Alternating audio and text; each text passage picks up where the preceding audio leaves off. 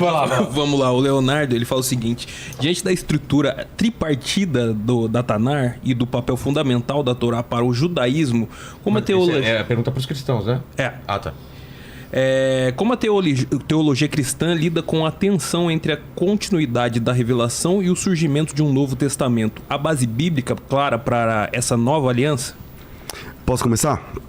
Bom, vamos lá. Primeiro traduz aí. O que ele está dizendo é o seguinte: como que o cristão defende a ideia de que a escritura continua depois de Malaquias, por exemplo? Ele perguntou o tema do podcast. Exatamente. Então, dentro do podcast, vai começar agora. Vamos lá. Primeira coisa que a gente precisa assumir é que nós não sabemos tudo sobre Deus. E tudo que a gente sabe sobre Deus é revelação. Ou seja, é o que está revelado nas Escrituras. Deuteronômio 29 diz exatamente isso. Então, tudo que podemos saber sobre Deus é a partir do que Ele revelou. A gente só sabe sobre Deus o que Ele disse. A gente não sabe mais nada. E a gente também sabe que Ele não disse tudo sobre Ele. Ele disse o que a gente precisa saber. E a gente vai, na eternidade, passar a eternidade conhecendo Deus. Porque o Deus verdadeiro é insondável. Ou seja, se você sabe tudo sobre Deus, então é um Deus falso. O Deus não revelado. Porque o Deus verdadeiro é insondável. Agora, esse Deus que é insondável, ele vai se revelando nas Escrituras. Por exemplo, há um padrão de plural. Os rabinos não vão gostar disso, mas há um padrão de plural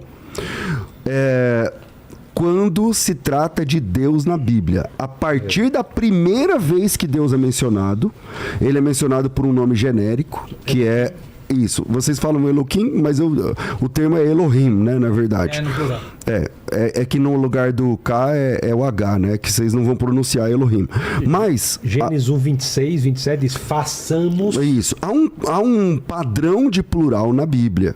Bereshit bara Elohim et hashamayim ve'et haaretz. Façamos o homem à nossa imagem, desçamos e confundamos a língua do povo e tal. Há um padrão na Bíblia. Ou seja, Deus vai se revelando nas Escrituras. Lá em Jeremias 31, eu fiz a pergunta, e aí o texto diz assim, que haveria uma Berit Hadashah, veja, não é uma nova interpretação, não. É uma nova aliança, é um novo acordo. É um novo trato, é um novo pacto, é um novo mandamento, é um novo testamento. E esse Novo Testamento está prometido em Jeremias capítulo 31, e aí ele faz, inclusive, a analogia dizendo o seguinte: não conforme o primeiro que eu fiz com os vossos pais quando saíram do Egito, não sei o que lá. Ele cita, inclusive, lá os mandamentos. Exatamente. Aquele lá não foi suficiente. E aí vai haver um Novo Testamento. A partir dessas informações, a gente entende, opa, então peraí, tem mais alguma coisa para chegar. Tem mais revelação de Deus, sobre a sua obra, sobre a salvação, para entendermos. E aí a gente entende que, a partir de Jesus de Nazaré, que se cumpre a profecia de Daniel capítulo 9, que se cumpre a profecia de Jeremias capítulo 31, versículo 31, e especialmente, Mirra, a profecia de Daniel capítulo 2. Porque o Daniel capítulo 2 tem um sonho de Nabucodonosor, e o Nabucodonosor teve um sonho da estátua, tal, ele não conseguia interpretar o sonho, e o Daniel falou para ele assim: você sonhou com o fim de tudo. Deus mostrou para você como tudo termina. E ele disse: como tudo termina? Tudo termina com um reino que jamais será abalado. E esse reino que jamais será abalado, que é dito lá em Daniel capítulo 2, depois no capítulo 7, novamente também e tal, essa é justamente a pregação de Jesus. A primeira pregação de Jesus é: arrependei-vos e convertei-vos, porque o reino de Deus está chegando, o reino de Deus está próximo. Já era de João Batista, né? Exatamente. Jesus, então, depois Pedro pega... Então Jesus vem falando exatamente sobre esse reino que os judeus gostam de falar de era messiânica, e Jesus começa a falar desse reino, e na sua vinda, na sua volta, no retorno glorioso de Cristo, que está lá tanto no Antigo Testamento, em Zacarias 14, como no Novo Testamento, no Apocalipse, é o ápice desse reino que vai tomar conta de todo o mundo. E esse esse reino não é de uma dinastia, não é somente de filhos de Abraão, mas é de pessoas de todas as tribos, línguas, povos e nações. Então, baseado nisso, nós entendemos que o cumprimento de tudo isso se dá no Novo Testamento, na Brit Hadashah. Comentários de vocês? Sim. Veja, cristãos têm uma... Exatamente por lerem a Bíblia no português e fazerem de Deus ele o plural. O nome Elohim, que a gente não pode falar... Na verdade, vocês podem, né, Mirra? É só um costume humano, né? É um costume judaico, então. É um costume judaico. Não tem um texto na Bíblia, na Não, Torá, que fala que exatamente, que te mas proíbe de falar. Mas é algum por... lugar que fala? Mano, muda Não, o não. H pelo K. É só pra você não É que falar assim, o nome de Deus. É que assim, o texto não fala falar em vão. Já que você está falando de hebraico, o que o texto diz em hebraico? Não diz o diga Existe, o nome do seu Deus. Não é vão. dizer, É jurar. não é jurar. Carregar. É carregar. Não é sobre você falar. Se você falar Elohim e Elohim, desculpa, é só Mas isso se é você interpretativo. leva Mas tá bom, esse vai. nome em Isso vão. é uma diferença. Entende? É, mas tudo bem. É que assim, Isso por respeito. é que assim, ó, Não, mas só pra poder responder a tua pergunta. é que assim, o Mirra tá falando isso pra me dar uma carteirada. Ele tá dizendo o seguinte, ó, com todo carinho. Ele tá dizendo o seguinte, ó. Como você não lê em hebraico, Né, mas tipo ele assim, mas primeiro. eu vou explicar. Então, Mas ele ia primeiro. falar outra coisa. Tanto Não. judeu que não lê. Não, peraí. Ele sabe onde eu vou chegar. Eu sei que ele Então, sabe calma onde aí, calma aí. Eu sei. Então vamos lá. Primeiro. Primeira Eu e o informação. pastor César já temos histórico. Ah, entendi. Eles já, Primeiro- eles é que já assim, ó. debateram antes. Primeira informação. Eu leio hebraico. Segunda informação. Sim. Segunda informação. O texto hebraico, quando você diz Elohim, então você está fazendo uma crítica de quem... se você ler o texto hebraico de verdade, não sei o que, você vai perceber... Então, se você lesse o texto hebraico de verdade, você não precisaria dizer Elohim, meu amigo. Porque o texto dos 10 mandamentos não te proíbe pronunciar o nome. Te proíbe carregar esse nome. Então, mas aí- E carregar o nome não significa apenas uma menção. Significa que você não pode viver em desacordo com o nome. Entendo tudo, mas eu faço isso por respeito ao meu Deus, que eu não posso chamar isso de... É que Elohim também não é o nome dele. Não, se eu posso... Eu até posso falar Elohim Acherim. Eu posso falar. O que quer dizer? Elohim Acherim são outros deuses. E aliás, Não. próprio... Fala Elohim como Deus verdadeiro. Vamos ver se você fala. Elohim. Esse é o Deus verdadeiro? Então você pode dizer Na agora. verdade, Elohim é um atributo, é um adjetivo para o Yud Kei Vav Kei. Hashem Hua Elohim. Hashem, ele é dono dos poderes. A tradução literária de Elohim é poderes. Esquece de curtir para nos ajudar. Obrigado, lindão ou lindona. Elohim não é o nome de Deus. O nome de Deus é Yud Kei Vav Kei e tem outros vários nomes de Deus. Você sabe disso. Na verdade é Yod He Vav He, né? Mas Yud tudo Kei bem. Vav Kei. Que a gente fala Yud Kei Vav Kei. A gente faz isso pelo respeito. Eu entendo. Veja, Elohim é um adjetivo do Deus ser o Todo-Poderoso. E é por isso que a gente fala Elohim Acherim. A própria Torá reconhece que existem outras forças e chama isso de Elohim Acherim. Se vocês endeusarem Elohim Acherim, outros que tenham forças, porque Deus diz que existem outras forças. Ele reconhece que existem outras forças, mas eu não quero que você vá para essas forças, eu quero que você reconheça a mim. Aqui nasce essa coisa de você dizer a pluralidade. Pronto, daqui já nasceu 3. Como vocês também falam, Shema Israel Hashem Elokeinu Hashem Echad. Não sei se tu Yahid. Mas se você soubesse o hebraico, você vai ver que Echad é muito mais que Yahid. Echad é muito mais um. É muito mais mesmo. Então, É mais mesmo. então nunca nesses lugares Inclusive vão te... numericamente. Ou seja, mas ele representa a unicidade de Deus. Então não dá pra você trazer essas fontes e me dizer, tá vendo? Tem várias outras forças, porque na Torá está escrito Elohim. Elohim não quer dizer nada que tem outras, que Deus ele pode se dividir. Deus é o poder, é o dono das forças, e por isso que está na pluralidade. Já responderam os nossos sábios sobre faremos o homem. Deus se aconselha com seus anjos, a gente sabe disso. Mas quando Deus criou o homem, lá em Gênesis... E os anjos são criadores? Não, ele se aconselha com... Não, faremos. Não, Faremos o homem. será que a gente deve fazer o homem? Será Deus está que- perguntando para os anjos, é isso? Exatamente, para um ensinamento para os seus juízes. Será que nós você- podemos fazer os homens? É isso? Autorização. Não está pedindo autorização. Deus pode fazer o que ele quiser. Ele está falando, o que vocês pensam sobre a criação? Nascer Adão? Mas é assim que está no hebraico? Nascer Adão. Assim que está no hebraico. Gênesis 1, 26. Façamos o homem, nossa imagem e semelhança. Nascer Adão. Você tem- Faremos o homem. O que vocês acham disso? Os anjos foram contra. Sim. E No final, a decisão é de Deus. E como está escrito na hora da criação, como está o texto na hora da criação, pastor César, Vaivra Elohim et Adam, no singular. No singular. Na hora da criação... isso diz que é 1 e 3, né? A trindade é isso aí. Então, mas aí vocês casam trindade em tudo, não adianta. Abraão tá lá com Deus, aí vem 3 anjos, trindade. Não dá pra vocês... Incrível que os próprios apóstolos não falam de trindade, isso nasce 300 anos depois. Como você não vê uma inconsistência na tua própria religião? Quando a trindade não nasce de Jesus, nasce 300 anos depois? Nasce sim, no Gênesis 1 já tem a trindade. Onde? Façamos o homem a nossa imagem semelhante, Gênesis 1, 26. Mas então aí eu posso dizer que é 4 também. Eu posso dizer que é 5 também. Não, é porque- pai, é filho. Você tem razão, você tem razão. Você pode dizer que é mais do que um. O que nós entendemos é que ali pode ser mais de um. É só isso. O que nós vamos o que depende isso, se é 1, 3 ou 10 ou 50, é a revelação.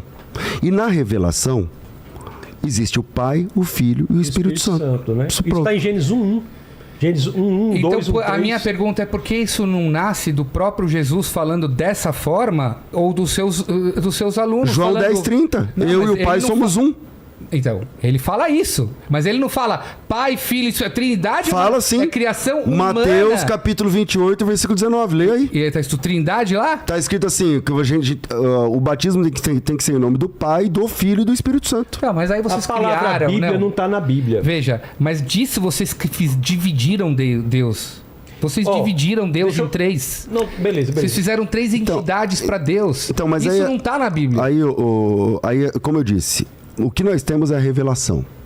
Na revelação, Deus se apresenta de forma plural o tempo todo. E você sabe disso. Certo. Então, é um plural de majestade, é um plural de glória, é um plural que ele está conversando com os anjos. Veja se faz sentido a sua proposta. Você está dizendo que Deus está perguntando para os anjos se ele vai criar. Isso não é o que diz o texto.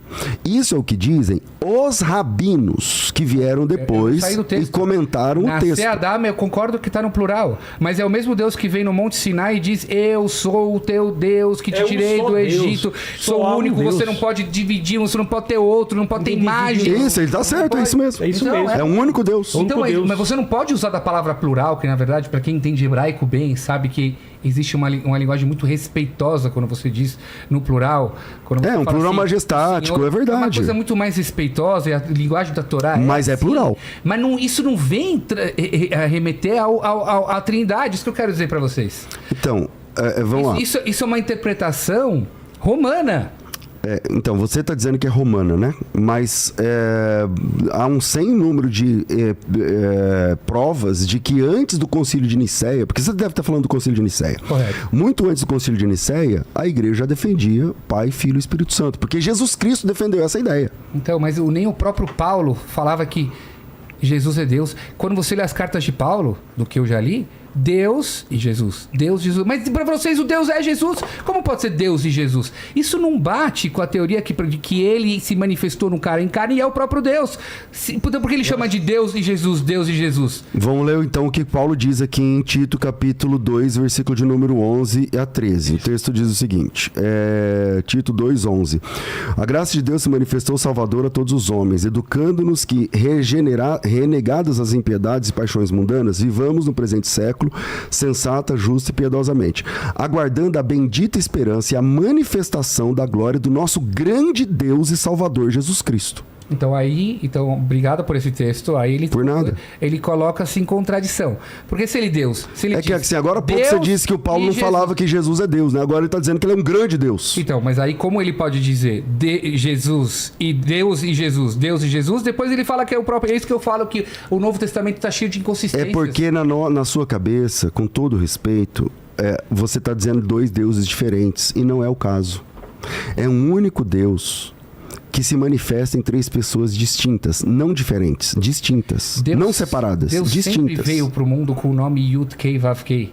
A partir do cristianismo, vocês revelam para o mundo que Deus tem um nome chamado Jesus. Tanto que vocês falam, vai ser salvado para Jesus, a eternidade Jesus. Mas esse Deus não é Jesus, é o Yud-Kei Vav-Kei. Vocês de repente revelaram 4.000 e poucos anos depois da criação do mundo que o Deus tem um nome chamado Jesus?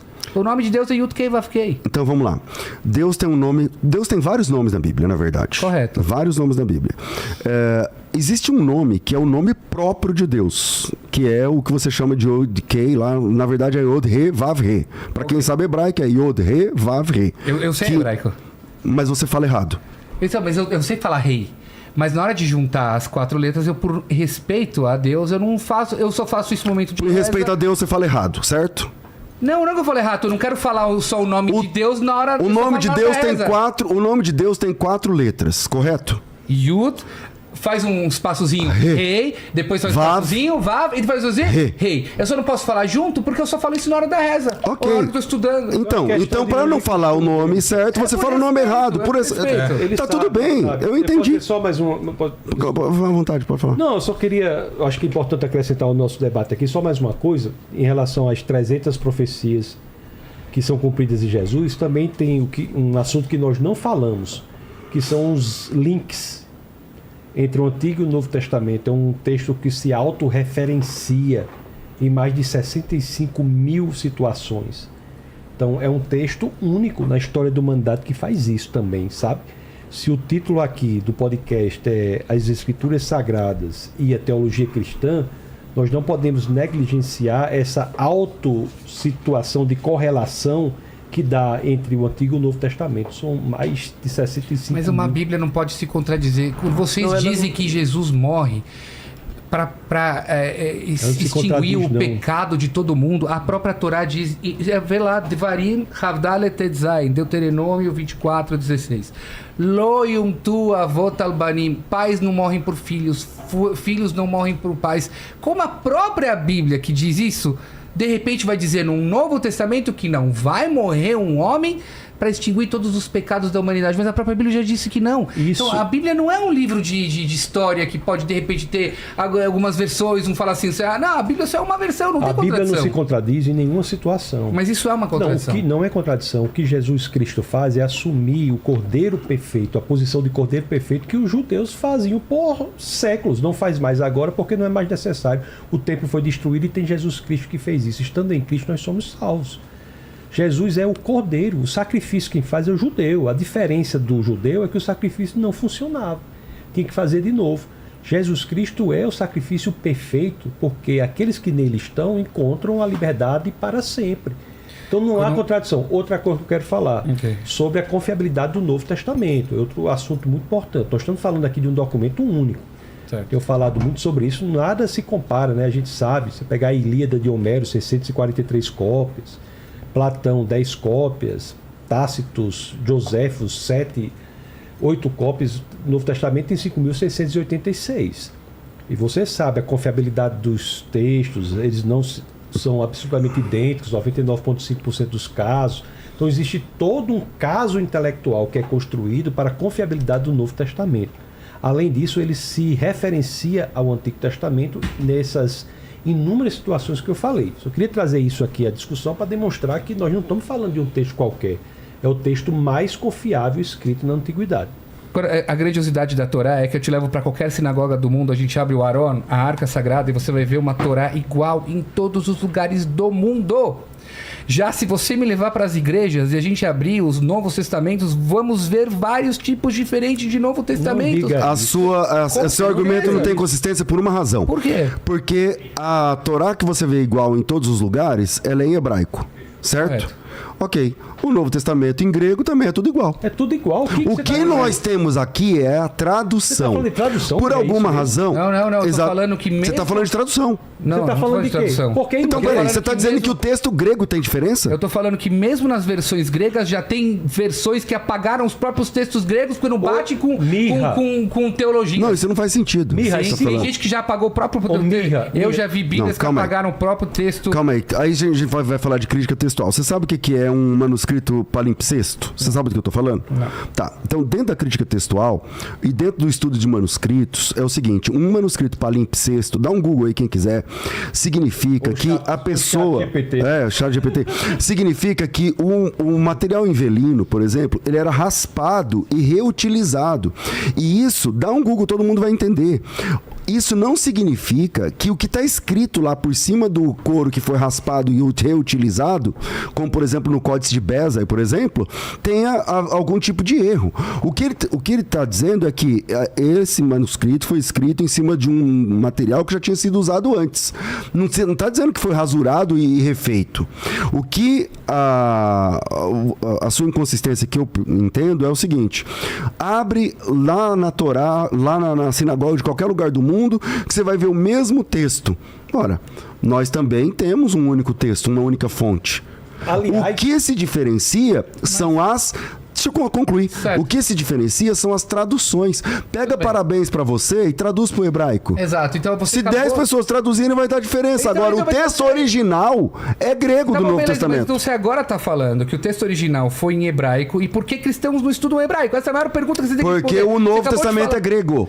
Não, Eu não, dei não, um não, exemplo mas pra você. Vocês falam que o Novo Testamento está alinhado com o Velho. Tem que estar alinhado. Tem que casar Mirra, nas profecias você de Zacarias, concordou que não há Daniel, de diferença? Jeremias, Ô, de Mirra. Ezequias. Tudo tem que casar tudo. Então por que cristãos não sabem hebraico? Porque hebraístas não quer dizer nada. Judeus não sabem hebraico. Sabem sim. A Desde- maioria dos judeus da sua sinagoga sabem menos hebraico Porque, que eu. infelizmente, nós estamos numa diáspora, e você não pode trazer um exemplo de uma diáspora que as pessoas estão afastadas. Meu trabalho é aproximar. Mas se eu te levar nas grandes yeshivot, onde meninos estudam Talmud, né, eles são mestres do hebraico. Mesmo quem não aprendeu o hebraico, né, o que eu quero dizer é o seguinte: se você mesmo falou que você pegar o parabéns pra você e cantar em outra língua vai mudar, então você acabou de concordar que na primeira tradução que foi feita da Bíblia já mudou tudo. Então como vocês podem ser uma Mas referência isso não muda o no original. Velho Testamento? Isso não muda o original. Mas você não pode me explicar o velho. Eu não vou te explicar o novo, porque você não nem começa pra te explicar o novo. Mas você não pode me explicar o velho, Por que eu não posso explicar o porque velho? eu tô no original. Eu também. Não. ó, o fato é o seguinte, só para acrescentar, para deixar bastante Vamos claro. finalizando já, gente. Bom, deixa eu só dizer uma informação aqui. Não só nós temos acesso ao Novo Testamento no grego, como nós estamos falando do livro mais confiável no sentido do menor número de alterações. Você pegar os livros da Antiguidade, a média é 90% de confiabilidade. Nós temos, no caso do Novo Testamento, 99,5% dos casos de manuscritos idênticos, dos 5.686. Mas esquece a confiabilidade. Se o teu Deus, que se chama Jesus, diz: eu não vim alterar nada. Eu não vim alterar nada. E de repente tudo que sai dele está alterado em relação ao Velho Testamento, isso já coloca o Novo Testamento em xeque. Mas, Mirra, o que você está dizendo, nós estamos exatamente o oposto. Que o Novo Testamento é o cumprimento perfeito do Antigo Testamento. Mas aonde? Então por que cristãos não cumprem a Torá? Carne sufocada. Nem- Paulo manda comer. Vocês, Eu já lhe vocês... disse isso em outro debate. Crente Nem não você come carne sufocada. Mirra. Não, Nem eu? você- Claro que sim, a É, minha você- carne é abatida. Os 603 mandamentos, Mirra, Não, 2 terços dizem Mas respeito não dá, ao templo que foi não destruído. dá, mas a carne abatida dá Então pra não fazer. dá. Não, dá não. pra escolher o sangue, Então tira não com sal. cumpre, Mirra. Eu já Cumpro. conversei com você isso aí. Mas não A funciona gente com ou cumpre tudo ou Jesus. nada. Não funciona assim, ou tudo ou nada. Imagina um filho chega pra você e fala assim, e o pai tem um monte de gente pro filho. Aí ele fala: não, pai, não consigo fazer tudo. Então eu vou fazer tudo, não fazer nada. Não, você vai fazer tudo que tá no seu alcance. Imagina o aluno falar: professor, eu nunca vou conseguir saber toda a matéria. Então ou tudo ou nada. Não tudo funciona que der, ou tudo ou se- nada. Se fazer tudo que der é cumprir, todo mundo cumpre. Não. Oxe, eu fiz tudo que deu. É que não dá. Você, do ponto de vista do texto, você não pode cumprir, porque exige o templo. Nós cumprimos em Cristo Jesus. A maioria das mitzvot não exige o Jesus, templo. no Sermão da Montanha, no Mateus 5, diz: eu vim para cumprir a lei, não Vamos vim lá, para você revogar a concorda lei. que a Torá está cheio de leis sobre justiça? Justiça social, justiça. Vocês conseguem explicar essas leis? Você fala que o Novo Testamento é a explicação do Velho. O Novo Testamento explica as leis de justiça do Velho? Não é explicação. O Novo Testamento é a revelação progressiva a partir do Velho. Você, para entender o Velho Testamento, você tem que olhar pela lente interpretativa de Jesus Cristo. Então, como que Jesus Cristo explica todas as leis voltadas à justiça que pode ser colocado hoje no dia a dia? Ele explica dizendo que nenhum homem, por não cumprir os 603 mandamentos, nem os 10 mandamentos, porque Jesus ele leva os mandamentos para o coração. Ele é o judeu mais puro que já existiu, porque ele vai para o cerne da questão. Diz que o cumprimento é no coração. Em Jesus fica mais difícil ainda cumprir, se você for cumprir da forma que Jesus vê, porque está no coração. Então ele diz: nele nós cumprimos. Nós não somos contra os mandamentos, mas nós estamos dizendo uma coisa que você concorda, que os mandamentos, por não serem cumpridos, eles devem apontar para a necessidade de alguém que cumpre. E esse alguém é o Deus encarnado, que é Jesus Cristo. Então, mas com isso eu posso me isentar de todos os mandamentos. Não Basta eu pode. seguir Jesus. Não, Por que não? Porque quando você genuinamente segue Jesus, você nasce de novo e a partir daí você passa um processo de santificação que é, de fato, cumprir os mandamentos, porque os mandamentos refletem quem Deus é. Veja bem, não assassinarás. Por que nós temos esse mandamento? Porque Deus é a vida. Não roubarás, porque Deus é confiável. Não adulterarás, porque Deus é fiel. Então, os mandamentos, eles não são uma escada em que você vai subir para ser salvo, mas são uma proposta para aquele que já foi Ok, salvo. seguindo esse raciocínio. Alguém que já fez os erros de adultério, assassinato e tudo tal, ele pode chegar à frente do juiz e dizer o seguinte: a lei de Deus é soberana, a lei dos humanos. Lamento, eu fiz isso e tudo tal, mas Jesus me perdoa. Pronto, eu preciso sair da prisão, porque Jesus me perdoa. Senhores, Tá errado! Gostou do conteúdo? Então curte o vídeo, se inscreve no canal Sabedoria Oculta e ativa o sininho para não perder nada.